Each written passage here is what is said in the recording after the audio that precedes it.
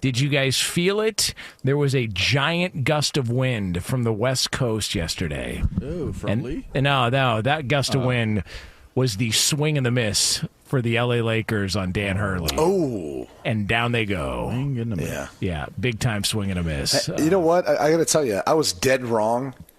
And I think part of it is maybe I just in my mind have this misconception of what the Lakers are and how they're viewed. I mean, are the Lakers not viewed as that storied of a franchise that, like, you can't turn down this job, this opportunity? The history's there. The history is there. Like, it's like they have so many great moments, great tradition, but it kind of has that feeling like Miami football, where we remember Miami football as being, man, they were the U. It was different, and then you look back and you go, it's kind of been a long time since they've won real big games. I know they won the bubble championship, but before that, we're talking, 15 years ago? Like, it's not like this is recent success they've had. And I just wonder if people look at that as opposed to just the name on the front and everything that comes along with it. See, to me, when I look at the situation, it is a storied franchise. It is a franchise that has tremendous relevance. Even if that relevance is more rooted in the past, it's still a tremendous job and a tremendous franchise, historically speaking and reputationally speaking. I just think that it's almost like Washington and how Washington was in football, where you had a foundation built by a different owner. And since there's been new ownership that has taken place, I just think that there is a cultural situation that has developed in LA, and I just don't know that if you're looking at the last 3 or 4 coaches, from Byron Scott to Luke Walton to Vogel to Ham, they don't make it out of 4 years. 4 years and tops, and you're out. I think that it is a more volatile job because of how high profile the franchise is.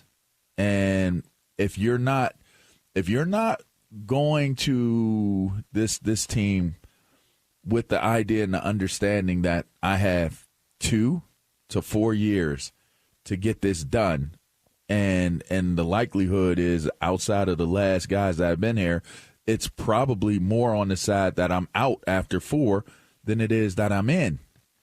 I just think that that's a hard – if you have a situation like Hurley, I just think that that's a hard decision to make, to walk away from stability and success at that level to go to the next level and have so much uncertainty as to what your future looks like, other than there's the strong possibility that I'm going to be out of here in 2 to 4 years. Well, that's hard. Think about this, though. He's turned down 2 legendary programs or teams. Kentucky, earlier this offseason, stayed with UConn, which you might say, well, that makes maybe more sense because he's at the college level, same level. UConn's got a storied history and tradition as well, and he's built that program up where he'd maybe be having to do something similar to that to Kentucky. And I also think that Dan Hurley's probably overly concerned with this, but had he made that move, we live in a world in college basketball now where it would have decimated UConn. Everything he did at UConn, it could have decimated them because he would have gotten a lot of those players to transfer immediately to Kentucky and bring all those players with him, which, maybe he had some feelings about doing that considering the opportunity UConn gave him, the success they've had, etc. Maybe not. Who knows? But now the Lakers as well. And so I look at this and just go, all right, maybe I'm messed up because I keep looking at this thinking, like, is this not the Lakers? Is this not like one of those storied franchises you have, shows about, movies about? I mean, is this not the one that if you could bring it back to being at the top of the NBA, you would be king in that realm? Which leads me to think because I think those things are right. I think it's more of a matter of, whatever was offered to him or whatever the situation that's presented isn't to his liking. And I don't know if that was the contract, if they couldn't pay him significantly more than he was getting from UConn in order to persuade him not to be there. I've heard people talk about the state income tax, and maybe that plays a factor, even though, let's be real, it's not like Connecticut doesn't have high taxes too. So I've heard people throw out that theory. I wonder, though, how much LeBron, his impact plays a role in, you might interview with Rob Pelinka, but at the end of the day, it's still LeBron behind the scenes pulling the strings. I don't think he takes the interview if he wasn't comfortable with the LeBron James scenario. See, I think you take it to figure out what that scenario is. I think you find out I think you have a good idea before you fly out. And maybe, but you've got to hear them too and ask those questions, those pointed questions. Like, I think you could talk to Rich Paul, you could talk to even LeBron, but when you go out there, you're going to be talking to all the people of the organization. Whether it's Jeannie Buss or Rob Pelinka or anyone, you're looking at them dead in the face, and you're saying, "All right, what is the situation here?" Because whatever intel you've gathered, you want to confirm and you want to see what they say, how they react, what their answer is. I think the general pointer question is I just wonder how big of a factor that is in this whole decision-making process to turn this job down. Yeah, I don't know. I would just venture to say he probably did some type of information gathering before he got to the point of saying that I'm going to entertain. It just seemed like it came so quickly. Right. The idea of him getting this job. Everybody's talking about Reddick getting the job. Reddick. Boom, Hurley. Hurley wasn't even on the odds list. Remember we read it off that morning. He wasn't even on anyone's radar. So something had to be happening behind the scenes that people weren't totally aware of what was taking place, and to the tune of him actually going to see what it is that he was going to get himself into, to your point, Q. But I just think in the end, when you measure it out and he weighed it out, it was going to come down to, was he comfortable leaving what he's created for this major opportunity at the NBA level or at the University of Kentucky? Or do you stay put where it is that you created your systems, you have your way of doing things, and it's been successful? And you got to ask yourself the question. I don't know his family situation. I don't know. There's probably a lot more factors that are involved than just the idea of going to the Lakers versus staying at UConn. In terms of coaching, there's probably more. But just face value, don't you feel like it's just a more stable opportunity for him to have longevity versus taking a chance and a risk, even though it's high reward, or it's super high reward, but it's super high risk as well?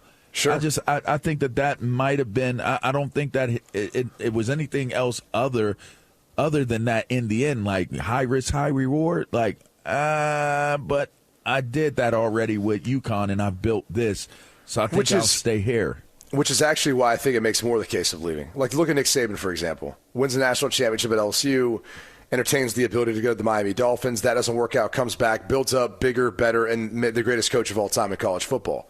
Mm-hmm. So to that point, actually, I would actually make the case that it makes more of a sense to be able to then leave and go explore that. And, hey, if you crash and burn, all right, whatever. I know I can build this back up at the college level. I've already done it. I've already had the most dominant team back-to-back years we've ever seen in the NCAA tournament. I look at it this way. And maybe, I don't know if we have music for like a conspiracy theory. Unsolved mysteries. Do we have that? Oh, no doubt. Of course we do. Oh, yeah. Does anyone have Robert Stack in a trench coat somewhere walking? Of course we do. In a dark alley with some steam billowing out from like okay. Dios give us the conspiracy theory, sir. Well, LaVar, you bring up a good point in the sense of if he's doing all this data analysis and everything beforehand, it makes me think this. It makes me think that maybe he was the candidate all along for the Lakers organization, for a guy like Rob Pelinka. He was their golden goose. He was the guy they ultimately really wanted. But it wasn't necessarily the guy that LeBron James really wanted. And it's why you kept hearing J.J. Redick And it's why you kept hearing all these reports that it's basically a done deal until after the NBA Finals when Redick's done, serving out his media commitment. Maybe there's some coaches, too, he was going to kind of evaluate, look at. He wants to bring on his staff till after. That was all the reporting. And then Dan Hurley's name pops up. So it was LeBron counterpunching, not the Lakers counterpunching. Well, it would have been the Lakers. The Lakers were counterpunching LeBron. Bringing in Dan Hurley as the last second, trying to make a last-ditch effort. And saying maybe they had said to LeBron, hey, if we can get this guy, let's go bring this guy in. And LeBron's like, all right, do whatever you want to do. But at the end of the day, he comes out there, he does the interview. I think he looks at the situation and says, no, this has LeBron's fingers all over it. I can't have the autonomy that I want to be the coach here and do the things I'd like to do. So I'm out. I'm going back to UConn. Maybe that was more of the conspiracy theories. You've got two different head coaches that are being put out there in the media because you've got two different people behind the scenes trying to make it happen. Oof. I have a conspiracy theory to add to it. Keep the stacked music going. Keep going. Because LeBron James wants J.J. Redick, and J.J. Redick wants LeBron James, and Bronny James wants both of them. When Danny Hurley came out to beautiful Los Angeles, California, there was a suspicious man that followed Danny Hurley around during the course of his visit in time as he went to the Strand and went to Manhattan Beach to see the area and went to visit Rob Lowe lookalike, Mr. What's his name? Rob Pelinka. Rob Pelinka. Yeah. And that man finally revealed himself to Danny Hurley as a man with special skills. Skills that would, let's just say, be used if he decided to, in fact, accept this L.A. Lakers job.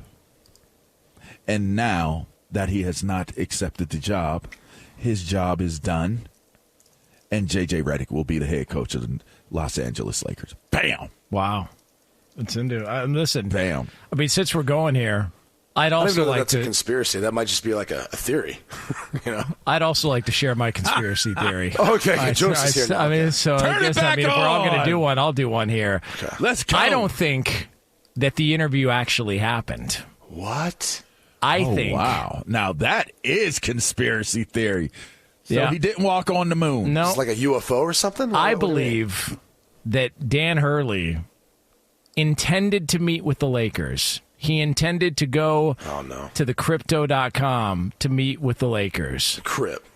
But he couldn't get into the crypt. He couldn't get in there because there were too many sleeping bags and tents out in front. And he had no way to get to the front door. And he said, you know what? I'm going back to Connecticut. This is too much for me. Thus, J.J. Redick is still in the running to be the head coach of the L.A. Lakers.